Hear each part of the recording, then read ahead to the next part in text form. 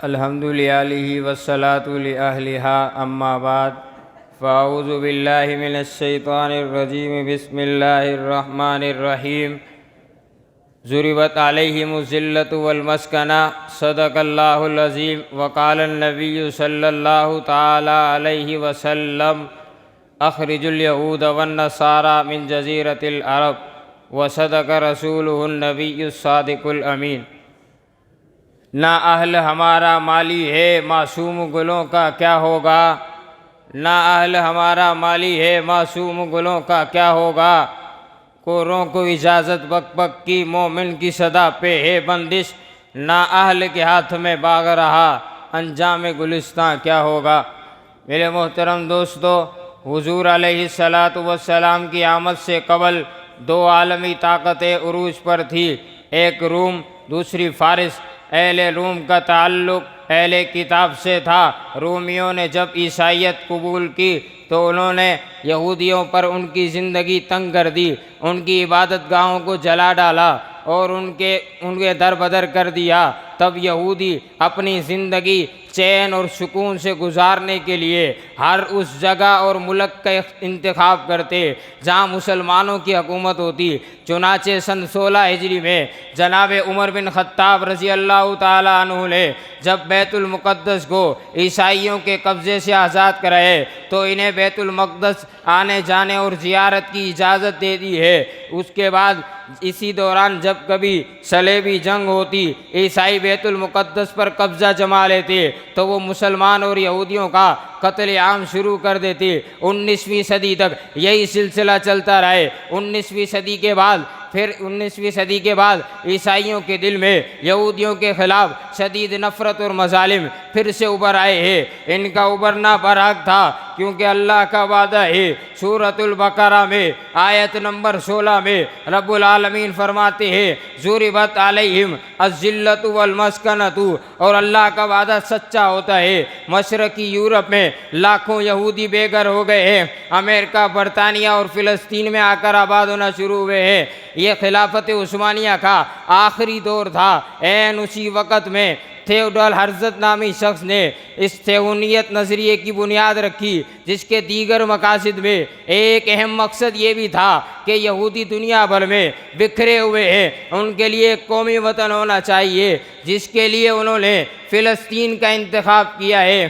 फिर इस तारीख ने इस कदर ज़ोर पकड़ा है कि दुनिया भर से यहूदी आकर फ़िलिस्तीन में आबाद होना शुरू हुए हैं और 1917 में इनकी तादाद 50 हज़ार है। 1948 में इनकी तादाद 5 लाख से तजावुज़ कर गई है। चुनाचे 1914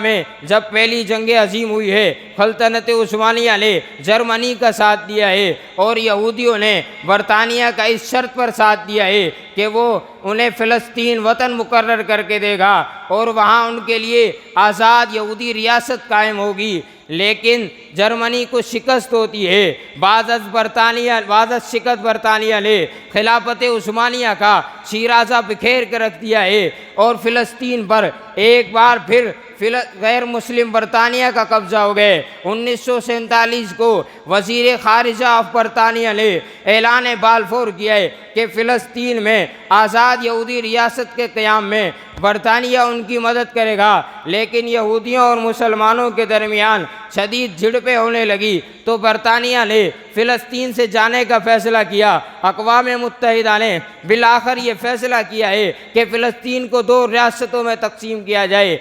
एक मगरबी हिस्से में यहूदी रियासत कायम की जाए और मशरक़ी हिस्से में इस्लामी और फ़िलिस्तीनी रियासत कायम की जाए। लेकिन इस फ़ैसले को अरब ममालिक के तमाम मुसलमानों ने रद्द और मुस्तरद कर दिया है। लेकिन इस फ़ैसले को यहूदियों ने समीम क़ल्ब से कबूल किया है।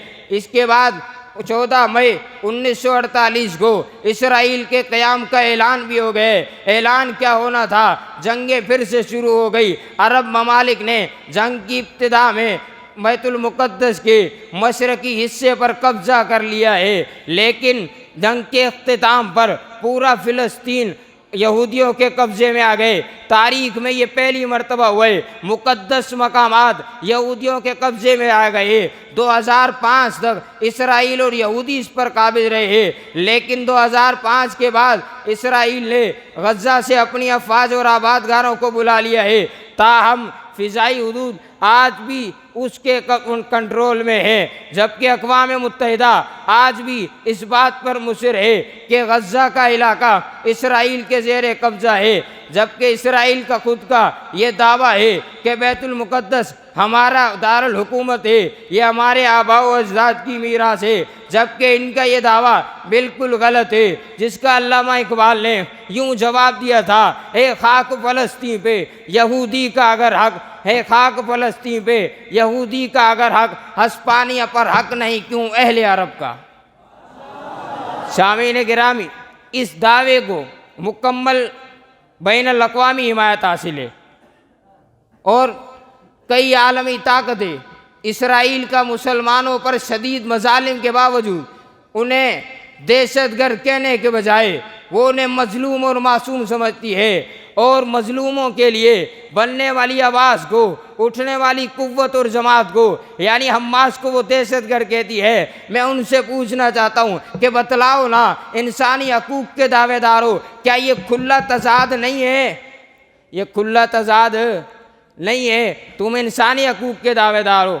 अजीज़ान मन, मैं इसके बाद तारीख़ के इस मुख्तसर से खुलासे के बाद तुमसे कहना चाहता हूँ, इसराइल आज मासूम बच्चों का खून बहा रहे, मजलूम मुसलमानों को कत्ल कर रहे। मैं हज़ारों माओं की आवाज़ में तुमसे कहना चाहता हूँ, हज़ारों बच्चों की आवाज़ में तुमसे कहना चाहता हूँ, हज़ारों बेवाओं की आवाज़ में तुमसे कहना चाहता हूँ, उठो और माजी की यादें ताज़ा कर दो।